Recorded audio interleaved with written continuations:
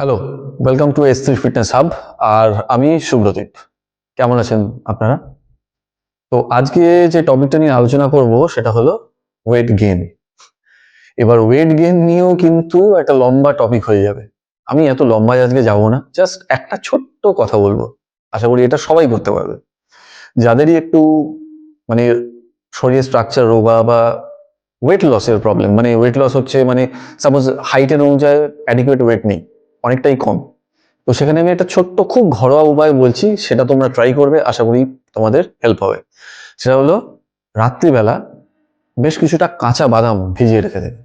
আর কোনো কাজ নেই, কাঁচা বাদাম দোকান থেকে কিনে আনবে, রাত্রিবেলা ভিজিয়ে রেখে দেবে, ওভারনাইট ওটা পুরোপুরি ভালোভাবে ভিজবে, সকালবেলা উঠে জলটাকে ফেলে দিয়ে একটু গুড়ের সঙ্গে, দেশি গুড়ের সঙ্গে একটু পুরো ওই কাঁচা বাদামটাকে চিবিয়ে চিবিয়ে চিবিয়ে চিবিয়ে ভালো করে দাঁত দিয়ে গ্রাইন্ড করে খেয়ে নেবে। 1 মাস করে দেখো, আর এক্সারসাইজ করে দেখো, ওয়েট গেইন হবেই হবে। চিয়ার্স।